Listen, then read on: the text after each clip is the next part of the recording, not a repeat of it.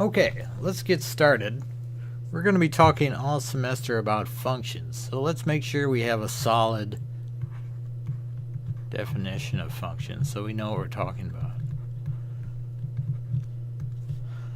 A function, I'm just going to write the definition and then we'll talk about what it is. I don't expect you to remember the definition, but you will have to work with it. Function is a relation in which each input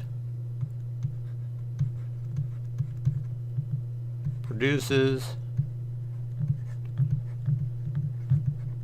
exactly one output. Oh great, this doesn't really help us too much because we don't know what a relation is. A relation in this term, in this context, is just a set of ordered pairs.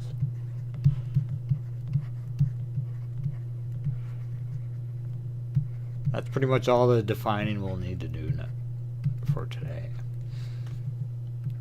A set of ordered pairs. Well, what are ordered pairs? Ordered pairs have a first element and a second element. That's the ordered. A, B. First one here is 1. Second one could be 2. And these could be anything. They don't have to be numbers or letters. This is an ordered pair. Cow is the first element. Pig is the second element. The first element is called the input.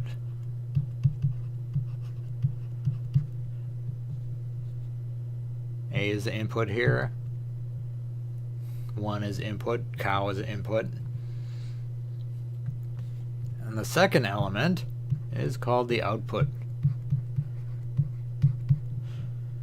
2 is output. B is output. Pig is output. And usually we have curly braces around these things. So this is a relation. And a function is a relation in which each input produces exactly one output. So here an A produces a B, 1 produces a 2, cow produces a pig. So this is a fine function.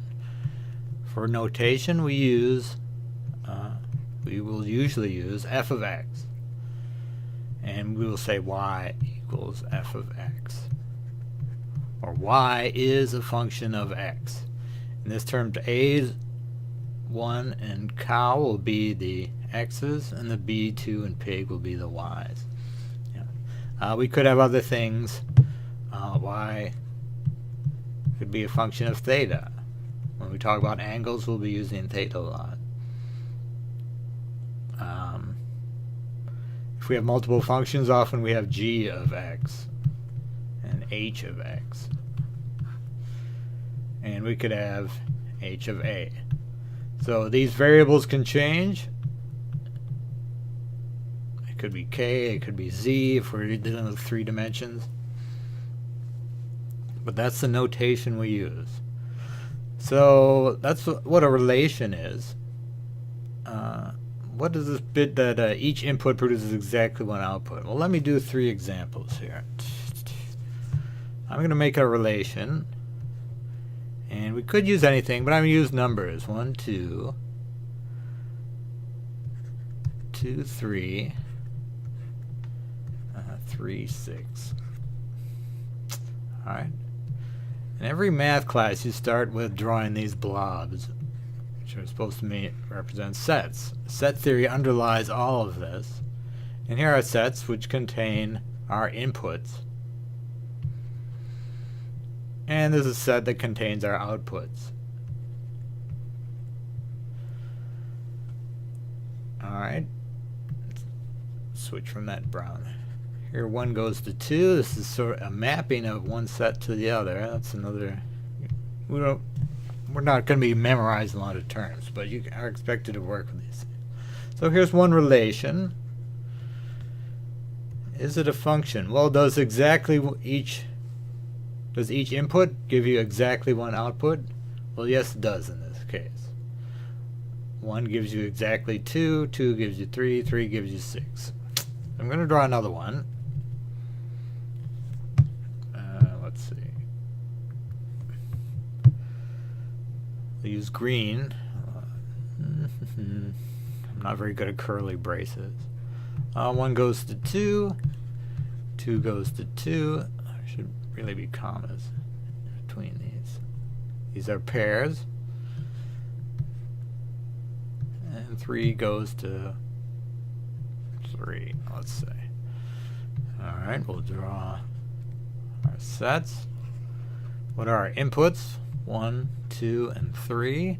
The outputs are 2 and 3. So each input, here they go to the same one. Is that okay? Yes, that's okay. It's okay if each input gives you it still gives you exactly one output. So this relation is also a function. Alright, not very interesting. Let's pick red. Alright, I'll do one more. 1 goes to 2. 1 goes to 3. 2 goes to 4. Another relation, perfectly fine relation. Draw our blobs. These have to be blobs. I'm sorry, it's just it's tradition. Our inputs are only 1 and 2. Outputs are 2, 3, and 4. Here 1 goes to 2. 1 goes to 3. 2 goes to 4. Another relation, another set of ordered pairs. Is this a function? No, it's not a function. Not function. O-N. It's not a function because each input doesn't go to exactly 1. Here it goes to exactly 2. So this one is not a function. Alright, so we're going to have to look at ordered pairs. And the key is, if the first element shows up twice, if there's 2 inputs and they give you different outputs, then that's your key that that's not a function. It doesn't matter about outputs. Here you get the same output. That's okay. And here everything's different. That's fine too. It's only when you have the same input and you get a different output, that's not a function. Function, you want to be able to put something in and know you get exactly one thing out. Here, that's not the case. Okay? So, we're going to be looking at, these are very general functions, sets of ordered pairs. We're going to be looking at equations. Equations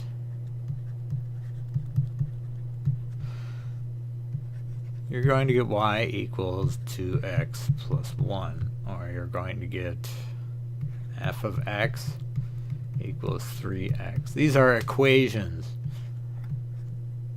Equations have equal sign. That's a good way to remember it. Alright, these are algebraic too. We can write them down. Sets can, sometimes if you have data that you've measured, say temperature by city, well, temperature by year, so keep it numeric. Say 2003. The low temperature in Jamestown was minus 18. 2004. Low temperature is minus 23. Alright, so this is a function, but it's not algebraic. We can't write an equation for this. Maybe you could, but probably not if it's measured data. Alright, so that's one way to represent it in a table. These are your x values. These are your f of x values. Or you could just write y. We use those interchangeably. Alright, that's a table form of data. And sometimes you can represent it graphically. Alright, here we've been dealing with sets that just have particular values.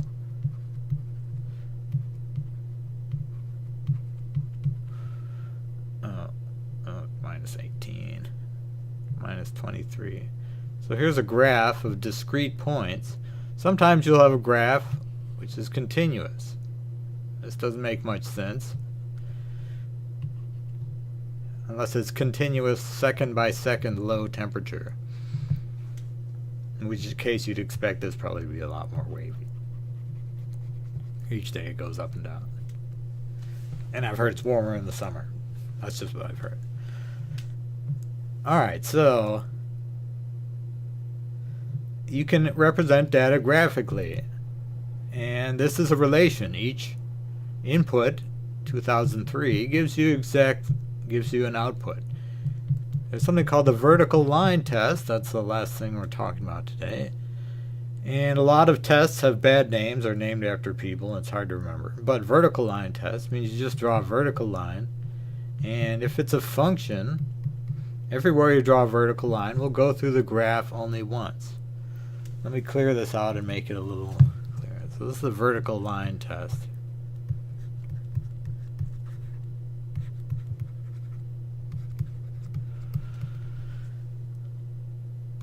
So let's have a function or a graph. Goes like this. Oh, that's a little dangerous. Is this a function? Does it pass the vertical line test? Well, it gets very close here, I think. But I think it's still a function, depending on how sloppily I draw these lines.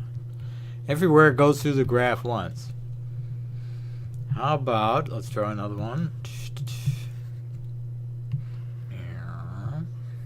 That one. Does this pass? Is this a function? Well, no, it isn't, because if you draw a vertical line here, actually go through 3 points. Okay, so this one's not a function. So you can have a graph of something and have it not be a function. It's hard to get an equation for that. Maybe get a parametric equation. Well, certainly could. But there's really one example that we use all the time of something that's an equation, something that's it can be graphed very nicely. It's very important. That's the graph of a circle. I'm going to pick particular numbers for this. X squared plus y squared equals 25. Does that work out? Yeah, okay. So, here's a perfectly fine graph. Is it a function? Well, no, it fails the vertical line test. For an x value, you could get 2 y values out. Let's see how that exactly happens here. I'm going to pick 3 as my x value. We're going to evaluate this. Evaluate means put in the particular x value and get out the y value, or the function value. So if we put in x equals 3, we get 3 squared equals y squared. Notice part of the giveaway here is, whoops,